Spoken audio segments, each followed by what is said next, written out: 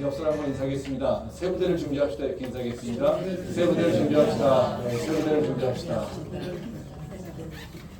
한 번 더 인사하겠습니다. 이거는 압수하면서요. 몸을 좀 움직여서 옆 사람과 같이 이렇게 다니시면서 인사하면 좋겠습니다. 같이 압수하면서 같이 축복하면서 다시 한 번만 인사하겠습니다. 세 부대를 준비합시다. 네. 리모트 압수하는 거예요. 리모트 압수. 오늘은 이제 6월절과 예수님이라는 제목으로 말씀을 나누려고 하는데요. 여름 수련회 2주 두 번째 말씀이라고 생각하시면 됩니다. 이번 여름 수련회는 저희가 모여서 이렇게 인텐시브하게 하지 않고 그냥 금요일 주일을 계속해서 그 동일한 주제를 가지고 말씀을 나누면서 저희가 여름 수련회를 진행을 하고 있습니다. 그래서 이번에는 여름 말씀 수련회 이렇게 제목을 정했는데요. 그래서 이번 주제는 구약의 절기와 예수님 그리고 성령 충만한 삶이라는 그 주제로 얘기를 하고 말씀을 나누고 있습니다. 지난 금요일의 첫 번째 시간으로 유대인의 그 달력과 절기의 구조가 우리한테 주는 의미가 무엇인지를 생각을 해봤습니다.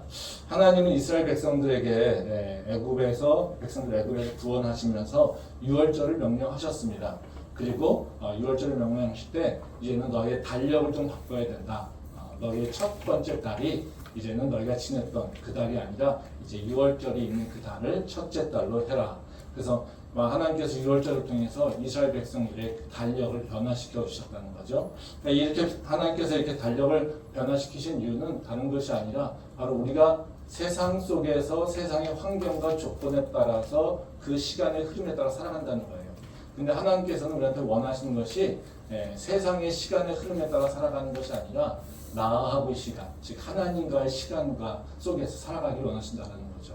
그래서 우리가 크로노스적 시간과 카이로스적 시간이 있는데 크로노스적 시간이라고 하는 것은 물리적 시간의 흐름을 얘기하고 있는 거고요. 카이로스적 시간이라고 하는 것은 주관적 시간 또는 사건과 연계된 시간을 얘기합니다. 그래서 크로노스적 시간이라고 하는 것은 계절의 변화라든가 이걸 통해서 따라 살아가는 것을 얘기하고 있는 거고요. 카이로스적 시간과는 하나님과 나하고의 관계, 하나님과 나하고의 만났던 그 경험들, 또 하나님과 나하고 겪었던 바로 그 사건들을 중심으로 해서 우리가 살아간다는 겁니다. 그래서 세상 사람들은 다 크로노스적 시간을 가지고 살아갑니다. 그리고 시간에 따라서 세상에 붙잡혀 살게 되죠. 근데 우리가 세상으로부터 자유롭게 되려고 한다면 그 세상의 흐름으로부터 빠져나와야 됩니다. 그리고 그 시간으로부터 빠져나와서 내와 하나님과의 시간으로 다시 정립해야 된다는 거죠. 하나님께서 우리한테 6월절을 통해서 바로 너희 달력이 바뀌어야 된다라고 얘기하는 것은 뭐냐면 너희가 시간을 사용하는 데 있어서 먹고 사는 문제, 세상에서 너에게 주어진 시간을 따라 살아가는데 바로 그것이 아니라 이제는 너는 내 백성이니까 너는 나하고의 관계를 중심으로 살아가야 돼라고 하는 것을 얘기하고 있다는 거죠. 바로 그 6월절이 바로 그런 의미를 갖고 있다는 것입니다. 그래서 바로 우리가 이제는 구약의 절기라고 하는 것을 통해서 시간의 개념을 좀 다시 한번 생각해보고 또 그걸 통해서 하나님과 우리하고의 관계가 새롭게 좀 맺어지면 좋겠다라고 하는 의미에서 바로 이번 수련회 말씀을 준비했습니다. 오늘은 이제 수련회 두 번째 시간으로 이제 각 절기의 의미를 좀 생각해 보려고 합니다. 이제 앞으로 7대 절기가 있는데 그 7대 절기가 갖고 있는 의미 그리고 우리에게 영적인 의미가 어떤 것이 있는가를 좀 생각해 보려고 합니다. 그래서 오늘은 이제 첫 번째로 이제 6월절에 대한 얘기를 생각해 보려고 합니다. 근데 우리가 절기를 생각할 때마다 먼저 좀 우리가 마음속에서 정리하고 가야 될 것이 있습니다. 그러니까 절기를 어떻게 이해할 것인가 또는 절기를 어떻게 받아들일 것인가에 대해서 먼저 절기의 내용을 살펴보기 전에 우리가 먼저 결정해야 될 부분이 있다는 거죠. 왜냐하면 우리가 구약의 절기를 생각할 때마다 우리가 들어오는 생각은 구약의 절기를 다 매우 중요하니까 다 의미가 있으니까 우리는 구약의 절기를 다 지켜야 돼. 이런 생각으로 받아들일 수가 있습니다. 그래서 지금도 우리가 맨날 무슨 절기를 따지면서 살아가려고 하는 마음이 있을 수 있다는 거죠. 실제로 어떤 이단은 안상홍 같은 이단은 구약의 절기를 다 지켜야 된다고 주장하면서 우리를 미혹하는 경우가 참 많습니다.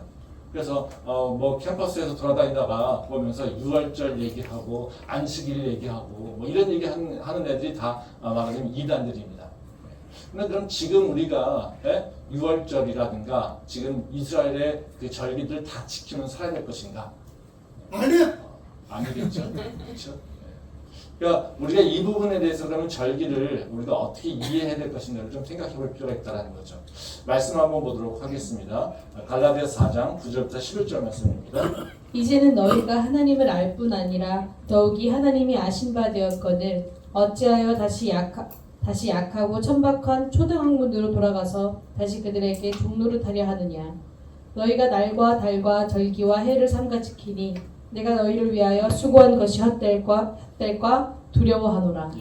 이 말씀은 이제 사도 바울이 그 구원받은 백성들이 구약의 절기에 대해서 어떤 태도를 가져야 될지에 대해서 이제 설명하고 있는 겁니다. 여기 보면 10절과 11절에 보면 그런 얘기합니다. 너희가 날과 달과 절기와 해를 삼가 지키니 내가 너희를 위하여 수고한 것이 헛될까? 즉 날과 달과 절기라고 하는 것은 뭐냐면요. 지금 얘기하는 우리가 7대 명절 이런 것들, 율법의 규례들을 얘기하고 있는 겁니다. 근데 율법의 규례를 바로 그 교회 성도들이 열심히 지키려고 하고 있으니까 그 사도 바울이 뭐라고 하냐면요. 내가 너희를 위해 수고한 것이 헛되다. 다시 말하면 뭐예요? 사도 바울이 내가 너희를 위해서 수고한 것은 절기를 열심히 지키려고 이긴 것이 아니야. 이겁니다. 너희는 절기를 지킬 필요가 없어. 이렇게 얘기했다는 겁니다. 왜냐하면요, 우리가 이제 성경을 보다 보면 어떤 율법의 조항들이 나옵니다. 또 절기들에 대한 얘기들이 나옵니다. 그럼 우리가 어떤 생각이 드냐면요, 이런 것들을 잘 지키면 내가 구원을 받겠지 라고 하는 생각이 한다는 거죠. 근데 우리는 어떻게 구원을 받습니까? 율법을 지킴으로써 구원을 받는 것이 아니라 우리는 예수님의 은혜로 구원을 받습니다. 그리고 예수님의 은혜로 구원을 받아서 우리가 그분과 함께 동행하면 자연히 우리 삶 속에서는 율법이 지켜지는 일이 일어난다는 거예요. 그러니까 우선순위가 바뀐 거죠. 그러니까 지금 갈라디아 교회에서도 바로 이제 음식에 대한 규정이라든가 절기라든가 그 율법의 규정들을 열심히 지키려고 하니까 바로 이 사도 바울이 이스라엘 그 갈라디아 교인들에게 내가 너희를 위해서 수고한 것이 헛되고 두렵다. 왜? 너희가 율법에 빠져 있으니까 이렇게 얘기한다는 거죠. 그러니까 지금 이 시대에 우리가 절기를 지킬 필요 없습니다. 절기를 지키는 것을 통해서 우리는 축복을 받지도 않습니다. 우리는 절기가 우리 신앙생활에 있어서는 별로 그렇게 중요한 의미가 있지 않습니다. 그러니까 절기 하나도 몰라도 되고요. 절기 안 지켜도 됩니다. 그러니까 우리가 지금 이 시대에 6월절 이런 거 신경 쓸 필요 없다는 거죠. 그러면 이런 질문이 나오죠. 그럼 왜 절기를 공부하지? 그렇죠? 절기가 하나도 중요하지 않은데 우리는 왜 절기를 중요하게 여기서 공부를 할까? 그렇죠? 이 문제에 또 빠지게 됩니다. 그럼 우리가 절기를 공부하는 이유는 뭐냐면요. 절기를 통해서 예수님을 그리고 예수님의 그 구원의 사역을 더 깊이 이해할 수 있기 때문에 그렇다는 거예요. 말씀 한번 보도록 하겠습니다. 요한복음 5장 39절 말씀입니다. 너희가 성경에서 영생을 얻는 줄 생각하고 성경을 연구하거니와 이 성경이 곧 내게 대하여 증언하는 것이니라. 이 말씀은 예수님이 우리가 성경을 어떻게 대해야 될까에 대해서 얘기를 하고 있습니다. 여기 보면 너희가 성경에서 영생을 얻는 줄 생각하고 성경을 연구한다 이렇게 얘기하잖아요. 이건 다시 말하면 뭐냐면요. 너희가 성경을 보면서 어떻게 하면 구원을 얻을 수 있을까? 또 어떻게 하면 축복을 받을 수 있을까? 이 원리를 찾는데 되게 열심히 일하는 거예요. 그러니까 이렇게 찾으면 뭐예요? 거기에 보면은 아브라함이 축복받는 거라든가 누군가가 축복을 받는 것들 그리고 하나님께서 말씀하신 여러 율법들 이런 걸 다 지키면 복 받는다고 얘기하잖아요. 그러니까 그것을 지키면 우리가 축복을 누리고 영생을 누린다고 생각한다는 거죠. 그래서 구약의 많은 것들이 바로 그 축복의 사건 또 하나님이 약속의 사건들 약속들이 나오는데 그걸 잘 지키면 하나님의 약속이 내 안에 성취되고 축복을 받는 걸 생각한다는 거죠. 근데 그것은 잘못됐다는 거잖아요. 그렇죠? 예수님께서. 너희가 그렇게 얘기하는데 이 성경은 그런 것을 쓰는 게 목적이 아니라 거기 뭐라고 합니까? 곧 내게 대하여 증언하는 것이다. 이렇게 얘기하잖아요. 즉 성경은 바로 너희한테 축복의 원리를 설명하고 있는 것이 아니라 예수인 나에 대해서 증언하고 있는 거예요. 왜 그렇습니까? 우리가 예수님을 만나고 예수님을 더 깊이 알고 예수님과 더 깊이 교제하게 되면 우리가 찾고 있는 축복과 또 영생과 이 모든 것들은 자연스럽게 들어오는 겁니다. 근데 예수님을 알려고 하지 않고 자꾸 복 받는 거에만 관심이 가서 성경을 본다고 했더라면 우리는 뭘 할 수 있어? 뭘 어떻게 됩니까? 진짜 축복의 통로를 놓쳐버리게 된다는 거죠. 그래서 성경을 볼 때 너희는 뭐를 해야 되냐면 예수님을 봐야 돼. 성경을 통해서 너희는 예수님을 더 깊이 할 수 있어. 구약에 있는 성경은 다 예수님에 대해서 증언한 거야. 이것을 예수님께서 말씀해 주시다는 거죠. 그러니까 우리가 구약의 절기를 대할 때도 마찬가지입니다. 구약의 절기를 통해서 지금 우리가 지키면 그런 축복을 누리겠지라고 하는 것이 아니라 그 구약의 절기들은 다 뭐예요? 예수님을 예표하고 있다는 거죠. 즉 예수님을 예언하고 있다는 거죠. 그러니까 우리의 그 수련의 주제도 어떻게 표현합니까? 구약의 절기와 예수 그리스도. 그러니까 구약의 절기를 통해서 어떻게 뭘 깨닫습니까? 예수님이 누구인지에 대해서 우리가 깨닫게 되는 겁니다. 그러면 구약의 절기를 통해서 예수님을 알게 되고 그 예수님과 함께 되면 우리가 어떤 삶으로 들어가게 됐습니까? 성령 충만한 삶으로 들어가게 되는 거예요. 그래서 우리가 구약의 절기를 이해하고 우리가 구약의 절기를 공부하는 이유는 예수님을 더 깊이 알고 그 예수님과 더 가까워지고 또 예수님께서 우리에게 행하신 일들의 그 의미를 우리가 깨닫는 시간, 깨달으려고 한다는 거죠. 그래서 절대로 구약의 절기가 중요한 것이 아니라 구약의 절기를 통해서 우리는 예수님을 그리고 우리가 은혜로 얻은 구원의 의미를 그리고 우리의 삶이 어떻게 되어야 되는가 이것을 관심을 갖고 봐야 된다는 거죠. 그래서 오늘은 저희가 오늘 나누려고 하는 말씀은 유월절에 대한 얘기인데요. 그 유월절을 통해서 뭐 유월절 열심히 지키자 이렇게 열심히 지켜야 된다고 하는 것을 얘기하려고 하는 것이 아니라요. 바로 유월절과 예수님의 관계를 생각해 보고요. 그리고 유월절을 통해서 드러나는 예수님의 그 사역, 예수님은 무엇을 성취하셨고 무엇을 이루어 가시는지 그 의미를 통해서 지금 나는 어떤 삶을 살아야 될 것인가 이 부분에 대해서 같이 생각을 좀 해보도록 하겠습니다. 첫 번째로 우리가 유월절과 예수님의 관계를 잘 이해할 필요가 있는데요. 구약의 유월절과 예수님은 어떤 관계가 있을까? 이것을 먼저 좀 우리가 이해할 필요가 있다는 거죠. 이제 예수님께서는 당신을 어떻게 얘기하고 있냐면요. 유월절의 희생양이라고 말씀하셨습니다. 즉 예수님은 유월절에 자기가 희생양으로 오셨다. 그리고 유월절은 예수님을 바로 예수님의 그 십자가의 그 희생을 예표한 것이라고 얘기하고 있다는 거죠. 말씀 한번 보겠습니다. 요한복음 2장 13절에서 16절 말씀입니다. 유대인의 유월절이 가까운지라 예수께서 예루살렘으로 올라가셨더니 성전 안에서 소와 양과 비둘기 파는 사람들과 돈 바꾸는 사람들이 앉아 있는 것을 보시고 욕근으로 채찍을 만드사 양이나 소를 다 성전에서 내쫓으시고 돈 바꾸는 사람들을 돈을 쏟으시며 상을 엎으시고 비둘기 파는 사람들에게 이르시되 이것을 여기서 가져가라. 내 아버지의 집으로 장사하는 집을 만들지 말라 하시니. 하나 더 보겠습니다. 요한복음 2장 19절부터 21절 말씀입니다. 예수께서 대답하여 이르시되 너희가 이 성전을 헐라. 내가 사흘 동안에 일으키리라. 유대인들이 이르되 이 성전은 46년 동안에 지었거늘 네가 3일 동안에 일으키겠느냐 하더라. 그러나 예수는 성전된 자기 육체를 가리켜 말씀하신 것이라.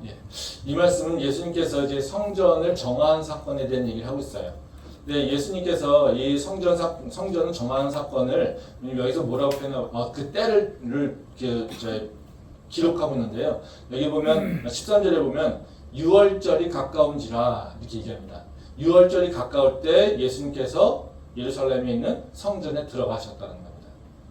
그때 가서 예수님께서 본 거는 뭐냐면요. 바로 성전에는 소와 양과 비둘기 파는 사람들이 돈 바꾸는 것을 보고 있었다는 거죠. 그래서 예수님이 어떻게 했습니까? 이것을 상을 뒤집어 엎어 버렸다는 거죠. 즉 예수님께서 유월절에 바로 성전에 가셔서 그 소와 양, 희생양 판 것을 다 뒤집어 엎어버리고 쉬었다는 거죠. 그리고 화를 내셨다는 겁니다. 근데 이거는 어찌 보면 이 유월절이라고 하는 것이 뭐가 필요한 겁니까? 소와 양과 바로 비둘기 같은 희생 제물이 필요한 겁니다. 그러니까 제물을 드리러 온 사람들에게 필요한 건 뭐예요? 그 소와 양과 비둘기가 필요한 거예요. 그러니까 사람들이 성전에서 뭐 하겠어요? 그것을 사느냐고. 내가 제물 드려야 되니까. 그래 내가 축복을 받을 테니까. 그러니까 열심히 그것에 사서 드리려고 노력하고 있다는 거예요. 근데 그거를 예수님께서 뒤집어 엎으셨다는 거예요. 그리고 너에게 이것을 장사하는 집으로 만들었다는 겁니다. 그리고 말씀하신 게 뭡니까? 이 성전을 허물라. 그리고 내가 3일 만에 다시 이것을 다시 세우리라. 그리고 성전을 허물라고 하는 것은 무슨 의미입니까? 거기 그 21절 말씀에 보면 말씀이 이 예수는 성전된 자기 육체를 가리킨다 이렇게 얘기하시는 거죠. 즉 너희가 소와 양과 비둘기를 잡으려고 노력하는 것이 아니라 너희는 내 몸을 허물어야 돼. 그러면 내가 이것을 다시 세움으로써 너희가 원하는 그 구원이 너희한테 있어 라고 하는 것을 얘기하고 있다는 거죠. 즉 다시 말하면 사람들은 유월절을 맞이하여서 바로 그 희생제물을 바치려고 소, 양, 비둘기를 열심히 사서 드리려고 열심히 하고 있다는 거예요. 그거 하느냐고 돈 바꾸고 계산하느냐고 바로 그 제사의 의미나 무엇을 해야 되는지 잘 모르고 있다는 거예요. 그랬더니 예수님께서 가서 하신 일이 뭡니까? 야 너희한테는 소, 양, 비둘기가 필요치 않아 이겁니다.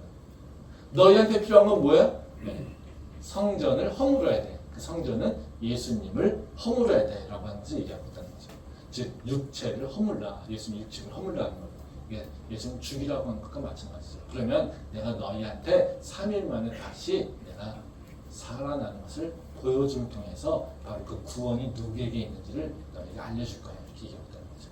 아멘. 다시 말하면 예수님은 계속해서 뭘 얘기하고 있습니까? 사건을 통해서 6월절이 가까웠을 때 당신이 그 6월절에 희생양으로 오셨다는 것, 그것을 예수님께서는 계속해서 드러내고 있다는 겁니다.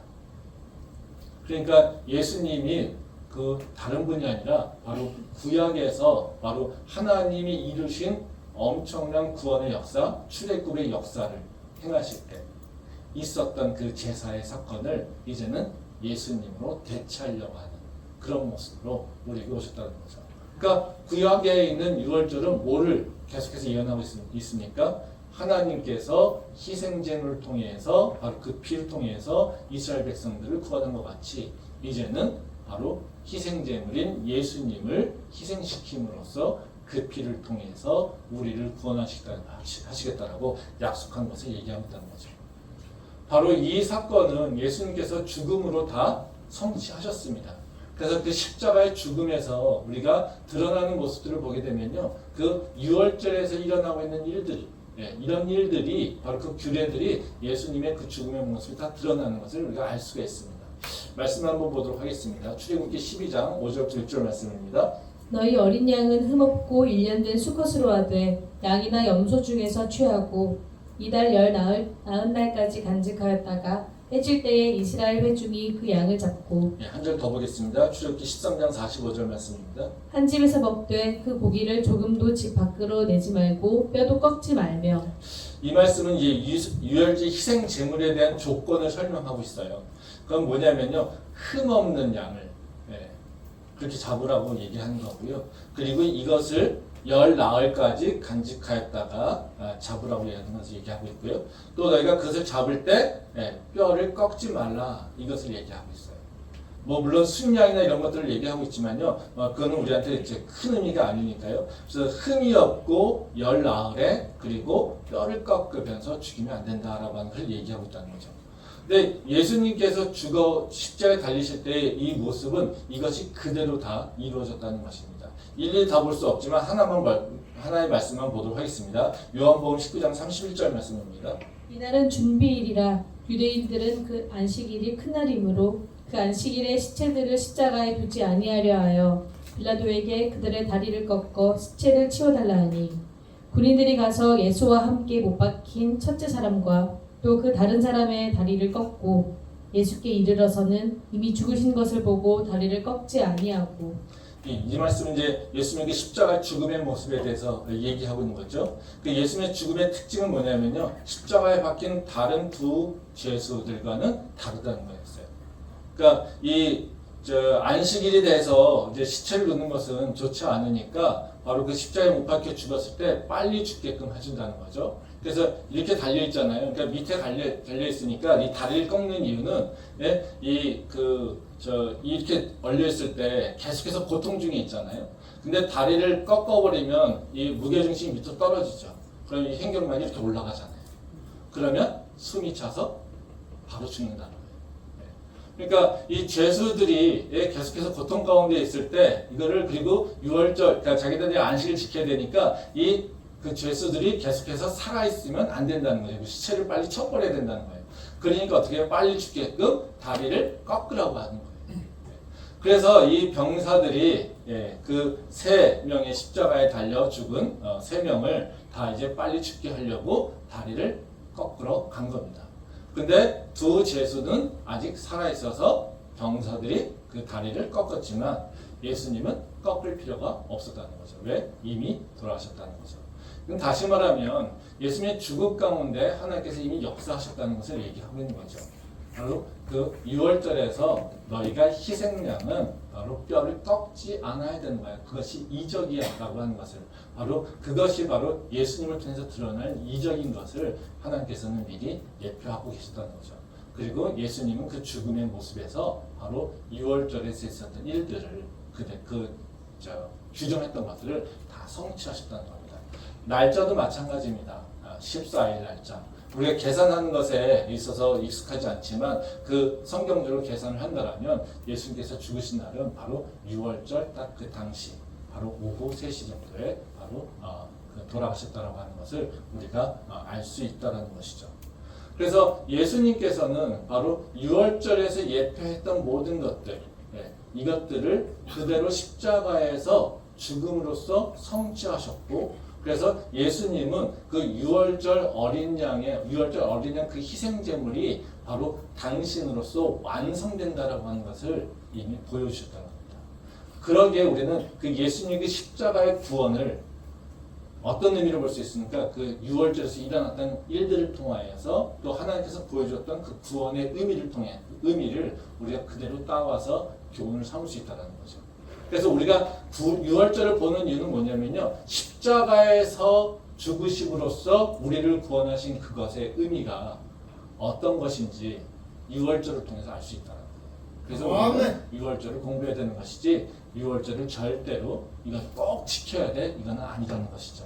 그래서 우리가 지금 이 시대에 살면서 6월절을 강조하면 이단이라고 생각하면 되고요. 그리고 6월절을 통해서는 그 영적 의미만 따라와서 살면 된다는 겁니다. 그러면 우리가 6월절을 통해서 어떤 의미가 있을까를 좀 생각해 볼 필요가 있겠죠. 그래서 오늘은 뭐 여러 가지를 얘기할 수 있겠지만요. 오늘은 3가지 정도만 얘기를 좀 하도록 하겠습니다. 그래서 6월절에서 드러나는 구원의 특징이 무엇인가 이것을 좀 생각해 보면서 우리가 어떤 모습으로 살아야 될 것인가 라고 하는 것을 좀 살펴보도록 하겠습니다. 먼저 이제 구원이라고 하는 것은 어떤 거냐면요.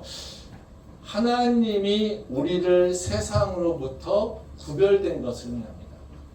즉 하나님께서 우리를 세상 사람과 너는 달라라고 하는 것의 의미로 구별하여서 선택한 것을 의미한다는 거죠. 말씀을 한번 보도록 하겠습니다. 출애굽기 11장 6절부터 7절 말씀입니다. 애굽 온 땅에 전무후무한 큰 부르짖음이 있으리라. 그러나 이스라엘 자손에게는 사람에게나 짐승에게나 개 한 마리도 그 혀를 움직이지 아니하리니 여호와께서 애굽 사람과 이스라엘 사이를 구별하는 줄을 너희가 알리라 하셨나니. 이제 이 말씀은 이제 하나님께서 6월절을 통해서 행하실 것에 대해서 설명하고 있는 얘기거든요. 7절에 보면 그런 얘기가 나옵니다. 하나님이 6월절을 통해서 이스라엘 백성이 애굽 백성들로부터 구별되었다라고 하는 것을 얘기하고 있어요. 여기 보면 그런 얘기하잖아요. 여호와께서 애굽 사람과 이스라엘 사이를 구별했다. 즉 예전에는 어떻습니까? 애굽 땅에서 애굽 사람들과 이스라엘 백성들이 섞여서 혼재해서 살았어요. 이 사람들이 서로 차이가 있다, 구별됐다, 이 사람들이 삶의 방식이 다르다 이런 게 없었어요. 그냥 섞여서 누가 누군지 모르게 그냥 너는 이스라엘 백성이지 이 정도만 가지고 있었다는 것이죠. 너는 하나님의 축복받은 자? 뭐 이런 거 없었다는 거죠. 그냥 오히려 어떻게 해요? 그 똑같은 삶의 환경에서 똑같은 가치관과 똑같은 목표와 똑같은 기준을 가지고 살았다는 거예요. 근데 하나님께서 6월절을 통해서 이스라엘 백성들을 구원할 때 첫 번째 행하신 일은 뭐냐면요. 바로 이스라엘 백성들과 애굽 백성들을 서로 분리시켰다는 거예요. 그래서 내가 이제는 애굽 땅을 칠 텐데 근데 내가 이제는 분리할 거야. 이스라엘 백성과 애굽 사람들. 그래서 애굽의 장자들은 모두가 다 죽게 되겠지만 이제 이스라엘 백성들은 바로 하나도 죽지 않게 될 거야. 그 집에 있는 동물까지도 내가 건들지 않을 거야. 이게 바로 하나님께서 행하시더라는 것이죠. 그래서 우리가 구원받았다라고 하는 것은 어떤 의미냐면요, 내가 구별됐어라는 거예요. 세상 사람과 달라라고 하는 것이에요. 그러니까 우리가 그것에 대해서 스스로 자신감과 자존감이 있어야 돼요. 그러니까 우리가 그냥 구원받았으니까 난 교회 다녀라고 하는 개념이 아니라요, 이제 나는 세상 사람과 다른 존재야 라고 하는 것을 내가 스스로 고백할 수 있어야 된다는 거죠. 그리고 나 자신도 이해를 다르게 해야 된다는 겁니다. 그러게 우리도 똑같지 않습니까? 지금 세상에서 우리는 이스라엘 백성들이 당시 애굽에 살았던 모습과 동일하게 살고 있죠. 세상 사람들과 동일하게, 동일한 가치관으로, 그리고 동일한 땅에서, 동일한 시간 속에서, 그리고 전혀 구별되지 않은 모습으로 섞여서 살고 있다는 거죠. 근데 하나님께서 우리를 예수님을 통해서 구원하시면 우리를 어떻게 하신다고요? 구별하신다는 거예요. 그래서 너는 내 백성이야. 너는 내 가치관으로 살아야 돼. 너는 내 말씀을 따라 살아야 돼. 너는 내 삶의 방식으로 살아야 돼. 너는 이들과 달라. 이겁니다. 이게 우리한테 주는 첫 번째 메시지라는 거죠. 그래서 우리는 구별됐음에 대해서 좀 자신감도 갖고요, 그것에 대해서 좀 큰 의미를 부여해야 돼요. 그러니까 내가 교회 다닌다는 것에 대해서 요새는요, 잘 그 의미나 중요성, 그 가치를 우리가 잘 모르고 있는데요. 그렇지 않습니다. 내가 하나님의 백성이라고 하는 거, 이거는 엄청나게 큰 일이라는 거예요. 어떻게 해요? 지금 다 죽어도요, 우리는 산다라는 거예요. 다 저주받아도요, 우리는 축복을 받는다는 거예요. 그것이 하나님께서 우리에게 약속하신 거예요. 그러니까 나는 달라, 나는 크리스찬이야 라고 하는 것을 고백할 수 있어야 된다는 겁니다. 그런 믿음의 고백이 우리 안에 있기를 소망합니다. 그러면 우리가 구별됨, 우리가 구별되는데 그러면 우리가 삶 속에서 구별됨이 나타나야 되잖아요. 그렇죠? 그럼 어떻게 나타날까? 여러 가지 방식이 있을 수 있겠죠. 근데 가장 근원적으로 우리가 구별됨이 나타나는 것은 내 삶 속에서 예수님을 고백하고 예수님을 찾는 거예요. 그게 내가 구원받았음, 즉 구별됨을 내가 드러내는 것을 얘기하고 있다는 거죠. 말씀을 한번 보겠습니다. 출애굽기 12장 13절 말씀입니다.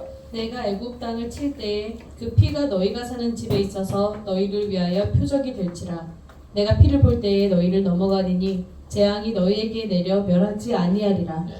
이 말씀은 이제 하나님이 구원할 자를 어떻게 구별하는지에 대해서 얘기하고 있잖아요. 그래서 내가 애굽 땅을 칠 때 그 피가 너희가 사는 집에 있어서 너희를 위하여 표적이 될지라, 이렇게 되는 거죠. 즉 내가 어떻게 구별할 거냐면, 너희 문설주에 피가 붙어 있으면 내가 그렇게 그걸 보고서 구별할 거야. 그러니까 어린 양의 피, 이것이 너희 안에 있으면 바로 내가 너희를 멸하지 않을 거야, 이렇게 얘기하신다는 거죠. 그러면 이 어린 양의 피 자체가 우리가 중요한 걸로 생각할 수 있잖아요. 근데 이게 어린 양의 피라는 게 우리가 어떤 의미가 있냐를 좀 생각해 볼 필요가 있죠. 그럼 왜 하나님께서 어린 양의 그 피가 문설주에 있는 거, 이것을 따라서 구별했을까? 그냥 하나님께서 이렇게 보시고, 아, 얘는 이스라엘 백성이지, 얘는 애굽 사람이지, 이렇게 구별할 수 있지 않겠어요? 그렇지 않겠습니까? 굳이 우리한테 야, 양을 잡아가지고 문설주에 발라. 그럼 내가 그 피를 보고 내가 내 백성인 걸 알 거야. 이렇게 한다는 것 자체가 사실 되게 우스운 얘기잖아요. 하나님이 모르시겠어요? 알죠. 네, 아시죠. 네. 근데 하나님은 그렇게 요구하신다는 거죠. 그럼 왜 이걸 요구하시느냐는 거죠. 여기서 우리한테 얘기하는 것은 피 자체가 의미하는 게 아닙니다. 그 문설주에 피가 묻어있다라고 하는 것은 무슨 의미냐면요, 하나님의 말씀을 따라서 믿고 실행했다는 것을 얘기하는 거예요. 즉, 이 6월절이라고 하는 것은 그 재앙 중에 보면 10번째 재앙이에요. 즉, 하나님께서 애굽에서 이스라엘 백성들을 구원하실 때 10개의 재앙을, 10번의 재앙을 이르시죠. 근데 10번째예요. 근데 즉 다시 말하면 그 6월절이 이루기 전에 9번의 기적이 있었다는 거예요. 그러면 10번째, 피를 바르면 내가 구원해 줄게라고 한 것은 누가 피를 발랐겠습니까? 9번의 그 기적을 보면서 하나님이 진짜 살아계시구나, 아, 하나님께서 이렇게 말씀하신 그걸 그대로 이루어지겠구나라고 하는 것을 믿는 자들이 피를 바를 수 있었던 거예요. 만약에 믿지 않았다면 어떻게 되겠습니까? 에이, 웃긴 소리 하지 마. 무슨 피 바른다고 살아? 아이, 무슨 이렇게 잘 살고 있는데 누가 무슨 저주를 내려서 다 장자를 죽이고 그런 일이 있어. 그런 말도 안 되는 얘기 하지 마. 이렇게 얘기하는 게 이성적이고 합리적이겠죠. 그렇죠? 아마 여기서 성경에서 기록하고 있지는 않지만 바로 분명히 이스라엘 백성들 중에서도 어찌 보면 바로 이 얘기를 들었지만 순종하지 않은 사람들이 있었을 겁니다. 그렇지 않겠습니까? 그러니까 하나님께서는 바로 이스라엘 백성이냐 아니냐를 가지고 피로 구분한 그러니까 혈연으로 구분한 것이 아니라요. 바로 이스라엘 백성들에게 뭘 얘기하셨습니까? 하나님이 누구인지를 바로 9번의 재앙을 통하여서 기적을 통하여서 내가 누군지 알려줬어요. 그렇죠? 그리고 내가 누군지를 니네가 봤지, 니네가 알고 있지, 그리고 내가 너희에게 어떻게 구원할지를 선포했어요. 그 희생양을 잡아서 문설주에 바를 때 나는 그것을 가지고 너의 믿음으로 평가할게 라는 겁니다. 그리고 그 믿음을 행할 때 하나님께서는 약속하신 대로 패스오버, 다시 말하면 죽이는, 저주하는 것을, 심판하시는 것을 넘어갔다는 겁니다. 그러니까 여기서 말하면 우리한테 얘기하시는 건 뭡니까? 바로 문설주의 피라고 하는 것은 우리의 믿음의 표현이라는 거죠. 그럼 지금 이 시대에 우리가 믿음을 어떻게 표현하겠습니까? 우리 똑같이 우리 집 앞에 다 대문 앞에다 양피를 다 갖다 발라야 될까요? 그건 아니죠. 그렇죠? 네. 그러면 우리가 구원받았음을 우리가 고백하고 선포해야 되는 거예요. 말씀 한번 보겠습니다. 로마서 10장 13절 14절 말씀입니다. 누구든지 주의 이름을 부르는 자는 구원을 받으리라. 그런즉 그들이 믿지 아니하는 이는 이를 어찌 부르리요? 듣지도 못한 이를 어찌 믿으리요? 전파하는 자가 없이 어찌 들으리요? 예. 이 말씀은 이제 누가 구원을 얻을 것인가에 대해서 설명하고 있잖아요. 여기 보면 13절 말씀 보면 그런 얘기 하죠. 누구든지 주의 이름을 부르는 자는 구원을 받으리라. 네. 그렇죠? 우리 삶 속에서 하나님의 이름을, 예수님의 이름을 부르는 자는 구원을 얻는다라는 겁니다. 그러면 거기에 대해 뭐라고 얘기 나옵니까? 13절. 그런지 그들이 믿지 아니하는데 어찌 이를 부르리요? 라는 얘기죠. 그러니까 왜 하나님께서 예수 이름을 부르는 자에게 구원을 얻는다라고 얘기하시냐면 그 예수 이름을 부르는 것은 바로 예수님 믿음에 대한 표현이라는 거예요. 그래서 우리가 내 삶에서 나는 크리스찬입니다. 나는 예수님을 믿습니다. 예수님 나를 도와주세요라고 하는, 예수님 나의 주인이십니다라고 하는 그 고백하고 그것을 드러내는 것, 이것이 바로 내가 나의 믿음을 선포하는 것과 동일하다는 거예요. 아멘. 바로 우리가 예수의 이름을 내 삶 속에서 드러내서 나타내는 것, 이것은 바로 우리에게 있어서는요, 바로 내 구원이 확증된 것뿐만 아니라 나를 통하여서도 하나님의 기적이 일어나는 것에 대한 기대예요. 즉 우리가 예수의 이름을 부르지 않으면 누가 예수를 알겠냐는 거죠. 내가 예수를 부르지 않는다면 누가 예수를 믿겠다고 얘기하겠냐는 거죠. 그러니까 우리가 예수를 믿어서 내가 예수 그리스도를 통해서 구원받았음을 고백하고 나타내야 하는 것이 바로 내 믿음을 표현하는 것이고, 그런 자들은 모두가 다 구원을 얻게 되는 거고, 그런 자들을 통하여서 하나님은 또 하나님의 나라가 새로운 영혼들이 구원받는 일들이 일어나게 된다는 거예요. 아멘. 사실 이게 우리가 선교하거나 할 때도 그게 참 어려움입니다. 항상 고민은 어떤 거냐면요, 선교 가서 뭐 수고하고 열심히 하고 하는 것은 문제가 아니라요, 사실은 지금 시대의 선교는 어떤 것이 문제냐면 바로 예수님의 이름을 어떻게 불러낼 수 있을까, 내가 어떻게 선포할 수 있을까, 이거에 대한 고민입니다. 저희 아들이 지난주에 라오스 선교를 갔다 왔어요. 지금 그 아들이 다니는 교회에서. 근데 라오스도 선교를 못하게 됐습니다. 포기를 못하게 됐습니다. 그러니까 이게 단기 선교팀들이 가가지고 경솔하게 행동하면 그 선교사님들의 그 사업들을, 선교 사역들을 완전히 이렇게 없애버릴 수가 있어요. 그래서 되게 조심해야 되는 것이 복음을 어떻게 전할까라고 하는 거예요. 그것이 저희도 마찬가지입니다. 미얀마 선교를 할 때마다 항상 고민하는 것은 그거예요. 이들이 불교 신자인데 섣불리 이것을 어떻게 그냥 예수를 믿으라고 얘기할 수도 없고, 그렇죠? 네. 이걸 어떻게 할까라고 하는 것에 대한 고민이 있다는 거죠. 그래서 선교는 가는 것도 되게 어려운 부분일 수 있겠지만요. 더 정말 어려운 건 뭐냐면요. 내가 어떻게 예수님을 선포하지? 내가 어떻게 예수의 이름을 선포하지? 이거에 대한 고민이 되게 많아요. 우리가 전도하기 힘들다고 얘기하잖아요. 그렇죠? 왜 전도하기 힘들겠습니까? 내 삶 속에서 예수님의 이름을 부르지 않기 때문에 그래요.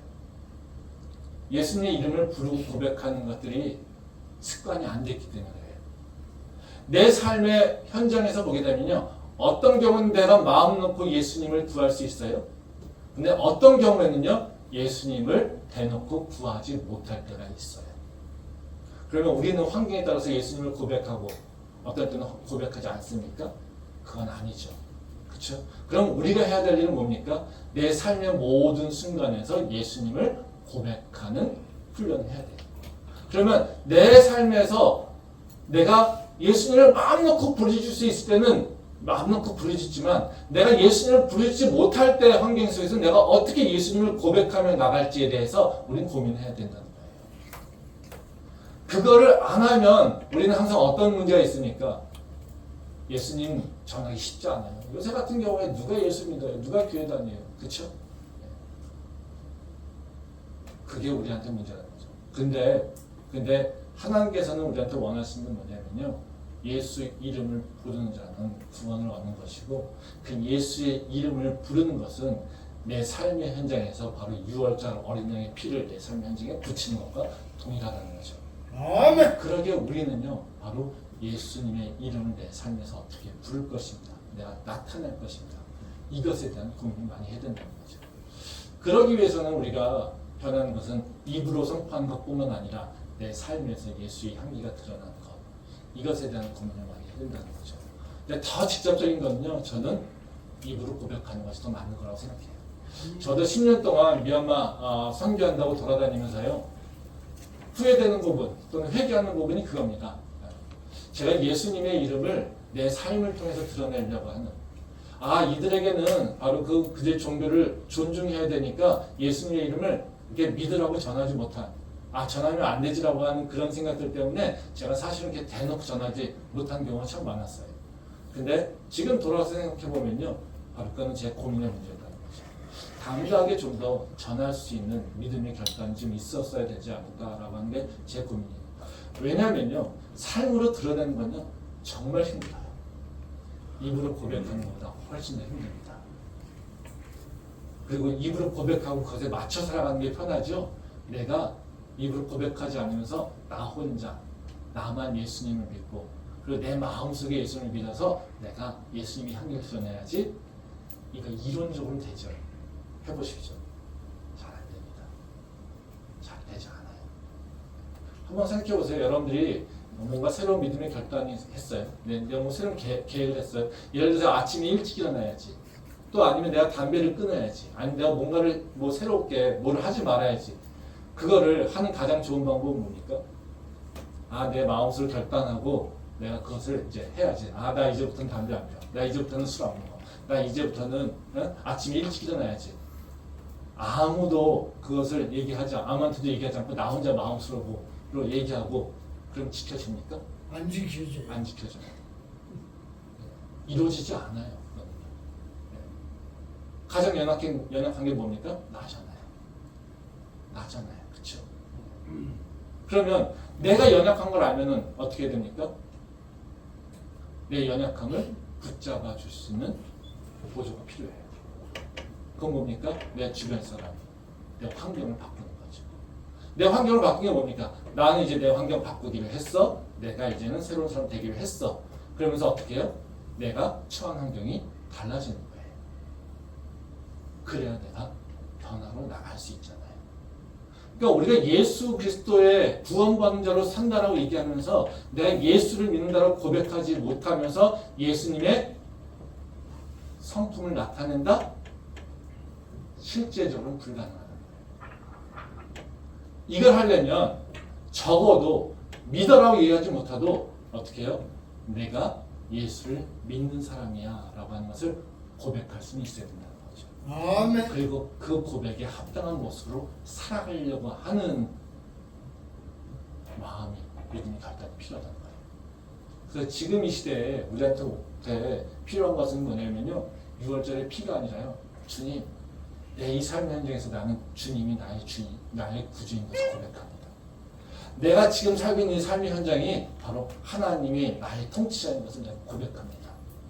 나는 구원받았지요. 그러니 이곳에서도 주님이 나를 지켜주시고서 이것을 고백하고 주님을 부르시는 것이 바로 우리가 해야 될 일이라는 것이죠. 그 믿음의 선포가 있기를 소망합니다. 아멘. 마지막으로 이제 우리가 얻은 구원이 갖고 있는 의미는 뭐냐면요. 정말 참 은혜로운 건데요.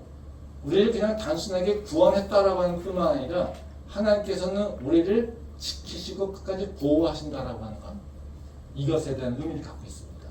말씀 보겠습니다. 요한복음 6장 4절 말씀입니다. 마침 유대인의 명절인 6월절에 가까운지라 예수께서 눈을 들어 큰 무리가 자기에게로 오는 것을 보시고 빌립에게 이르시되 우리가 어디서 떡을 사서 이 사람들을 먹이겠느냐 하시니 한 절 더 보겠습니다. 37절부터 39절 말씀입니다. 아버지께서 내게 주시는 자는 다 내게로 올 것이요 내게 오는 자는 내가 결코 내쫓지 아니하리라. 내가 하늘에서 내려온 것은 내 뜻을 행하려 함이 아니요 나를 보내신 이의 뜻을 행하려 함이니라. 나를 보내신 이의 뜻은 내게 주신 자 중에 내가 하나도 잃어버리지 아니하고 마지막 날에 다시 살리는 이것이니라. 이 말씀은 여러분 잘 알고 있는 오병이어 기적에 대해서 설명하고 있는 겁니다. 이 오병이어 기적이 일어난 것은 언제냐면요. 거기 보면 4절 말씀에 보면 유대인의 명절인 6월절이 가까운지라. 즉 6월절이 가까웠을 때 이제 예수님께서 행하신 거예요. 그러니까 어떤 성경에서 보면 6월절이 가까웠을 때, 초막절이 가까웠을 때 이런 얘기가 많거든요. 이것은 뭐냐면요. 바로 그 절기에 하나님께서 예수님께서 행하신 기적은 그 절기에 맞게끔 행하신 기적이에요. 그러니까 이것을 그냥 무슨 때, 언제다 이런 때의 의미가 아니라요. 예수님의 사역과 이 절기 그리고 그 절기를 통해서 드러나는 예수님의 사역의 의미가 같이 섞여서 나와 있다는 거죠. 즉 오병이어 기적을 얘기하실 때 예수님께서 말씀하신 거 뭡니까? 6월절 때야 이겁니다. 근데 6월절 때 많은 사람들이 우리가 예수님을 따라왔어요. 그랬더니 예수님 뭐라고 하세요? 야 이들이 배고플 텐데 이들에게 먹여야 될 텐데 이겁니다. 근데 이들을 어떻게 먹일까? 그랬더니 빌립 제자가 뭐라고 합니까? 이 자들을 어떻게 먹입니까? 우리가 가진 게 아무것도 없어요. 이 많은 자를 우리가 어떻게 먹입니까? 이들이 배고픈 건 지네들 문제죠. 예수님, 이스라엘이 당신을 찾아왔는데 우리가 이들한테 떡을 줘야 되는 건 우리 그 의무 없잖아요. 이거죠. 알아서 먹고 오게끔 하시죠. 우리는 그저 이 사람들한테 은혜 주고 나누면 되는 것이지 이들이 먹고 사는 문제 이거를 예수님께서 책임져 주실 필요가 없습니다. 이렇게 얘기한다는 거죠. 근데 예수님 뭐라고 하세요? 떡을 줘야지 이렇게 얘기하신다는 거죠. 떡을 줘야지. 예수님께서 왜 그러면 떡을 줘야지라고 말씀하시냐는 거죠. 이들이 불쌍하니까? 아니면 이들에게 마케팅 잘하기 위해서? 그건 절대 아니죠. 그렇죠? 그 뒤에 나오는 얘기입니다. 거기 보면 37절 말씀에 보는 얘기가 그런 얘기죠. 내게 오는 자는 내가 결코 쫓지 아니하리라. 아멘. 이들 나를 찾아왔어. 이들 나를 위해서 왔어. 이들 나를 좋다고 나를 따라왔어. 내게 오는 자는 내가 책임져 이겁니다. 거기 보면 마지막에 그런 얘기 하시죠. 그 내게 주신 자 중에 내가 하나도 잃어버리지 아니하고 마지막 날에 내가 다시 살리는 그것이 내가 할 일이다. 즉 예수님께서 뭐라고 하십니까? 6월절의 사역, 즉 내가 구원했어 너희를. 근데 이 구원이라고 하는 것은 어떤 의미냐면요. 구원한 것, 즉 예수님이 바로 6월절의 어린아이의 피입니다. 바로 예수님 나의 구원주입니다. 예수님 당신이 나를 살리시는 분입니다라고 믿음의 고백으로 예수님을 따라가겠다라고 하는 자들, 이런 자들에게 하시는 건 뭐냐면요. 내게 오는 자는 절대 내가 쫓지 않아. 내게 오는 자는 내가 반드시 책임질 거야. 내게 오는 자는 절대 실족하지 않을 거야. 내게 오는 자는 내가 절대로 그 모든 것들을 다 채워줄 거야. 아멘. 세상 사람들은 주지 않아도 됩니다. 우리가 어떻게 줍니까? 줄 필요가 없습니다. 그 세상적 관점에서는 그거는 하나님의 생각이 하나님이 해야 하실 일 아닙니다. 저들이 해야 될 일이죠. 그들이 먹고 살 것은 그들이 해결해야 되는 것이죠. 하나님이 해결할 것이 아닙니다라고 얘기하고 있지만 예수님께서 뭐라고 하십니까? 그들이 먹고 사는 문제는 내 일이야. 그들이 어떻게 사는 자는 내 일이야. 내게 온 자는 내가 책임져. 내게 온 자는 내가 먹을 걸 줘야 돼. 내게 온 자는 내가 생명을 줘야 돼. 내게 온 자는 내가 끝까지 그를 지킬 거야. 이것이 내 사명이야. 이것을 얘기한다. 아멘. 하나님의 구원은요, 한 번으로 끝나지 않아요. 하나님의 구원의 역사는요, 그냥 한 번의 이례적 사건으로 가지 않아요. 하나님께서 나를 구원하셨다라고 하는 것은 뭐냐면요, 그 순간부터 내가 하나님의 백성이 되는 거고요. 그 순간부터 하나님의 보호를 받게 되는 거고요. 그 순간부터 하나님께서 나의 모든 것을 책임지다고 약속받는 것이 바로 하나님의 구원이에요. 그러기에 예수님께서는 바로 예수님이 좋다라고 예수님을 잘 모르지만 예수님을 따라오는 자, 그 자들에게 먹을 것 하나까지도 세세하게 챙기시는 분이 바로 예수님인 것을 바로 오병이의 기적을 통해서 나타내신다는 거예요. 하나님께서 왜 6월절을 너희의 새로운 첫 회의 시작으로 지명하셨냐면 너희는 이제 새로운 삶이라는 겁니다. 먹고 사는 문제 때문에 너희가 나를 놓쳐버리는데 너희의 먹고 사는 문제가 이제는 나한테 맡겨놓으면 너희가 먹고 사는 문제뿐만이 아니라 너가 구원을 받아. 그게 내가 너에게 약속하는 구원이야. 이것을 하나님께서 선포하신 거라는 거죠. 우리가 왜 예수님을 놓쳐버립니까? 세상에 살 일이 너무 많아서 그렇지 않습니까? 세상이 너무 우리가 살기가 너무 힘들어서 그렇지 않습니까?